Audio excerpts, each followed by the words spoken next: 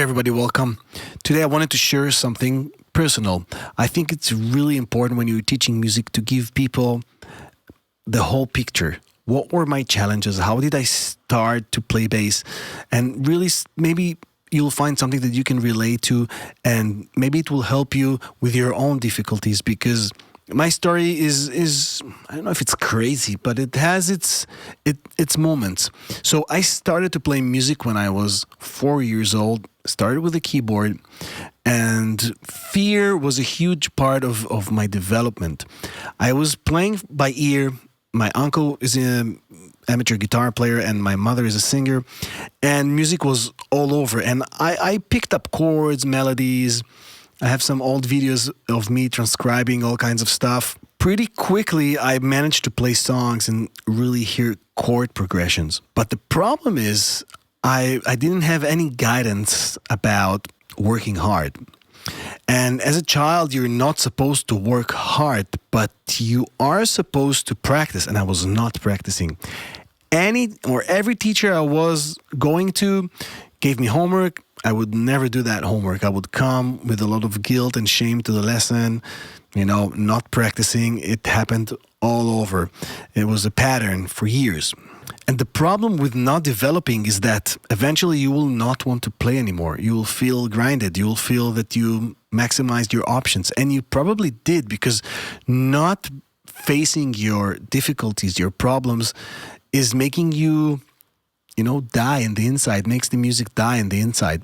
But, so when I was 13, I announced that I'm retiring from music, blah, blah, blah, kept playing in my room, whatever. And then I saw someone in high school holding a bass, and I was like, oh my God, this is incredible. What is this instrument? I think I've heard of it, but I'm not sure. Wow, it looks amazing. I don't even know who the guy was, but he was holding his bass, and it was really cool, just outside the class. In that moment, I fell in love and also became maybe obsessed. Like, I started to listen to music and look for the bass, and I started to watch on television. This is maybe 94, 95. So I'm looking at the TV, looking for the bass, listening to the bass in music, and I was starting really to get into this instrument. And I was walking in my village, just going like that, not that high, but going like that, just practicing with my fingers, and it was amazing. And I remember this kid coming to me. He was the cousin of someone. He was not in my village, and he told me, "Are you playing bass?" And I, without hesitation, I said yes, because in my mind I was a bass player. In my mind I was already playing bass. Told my dad I want to play bass, and he got me a bass. My dad is amazing and incredible. He bought me all of my instruments, almost all of my instruments, and he really encouraged me to play. He's a farmer. I grew up in a farm, and he wanted me to be a musician. He wanted me to play. My older brother and sister were working in a farm, and I was almost not allowed to work with the chickens and to work with all the farm work. And yeah, my dad told me, "You're going to play," and that's what he allowed me. He didn't say you're going to play, but he bought me the first bass. He drove me to lessons. I picked up the bass pretty quickly, but remember the pattern that I told you when I was a keyboard player? It happened again. I was going to the most incredible teacher that was available. Yeah, I was going to his house. It was really hard to get to his house from where I lived, from my village.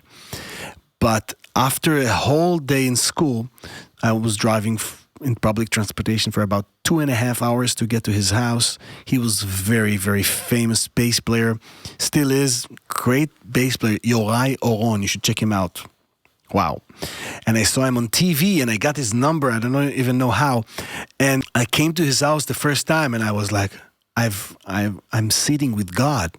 That was my feeling, sitting with God, talking to him, seeing his house. Wow. Started the lessons, and again I could feel this fear of being judged, that fear of someone telling me I don't know what I'm doing, or I'm making mistakes, so I didn't practice. And every week the lessons were so expensive. I came every week unprepared, or almost not prepared at all, and I still kept going.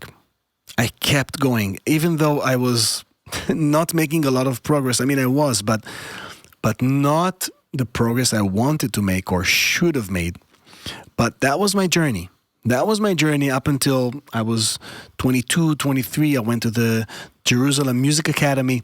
Even then, and everybody loved what I did, but inside I felt still like a child, like a coward, scared child that cannot meet his fears. And I was still not doing any serious work. I was still not putting the time and the effort. I was not willing to suffer. And when you're not willing to suffer, and when I say suffer, I mean doing the work, I mean facing your challenges, I mean asking other people. I was just clinging to my talent and my technical abilities, but I didn't really got any deeper than that. School was over, let's put it like that.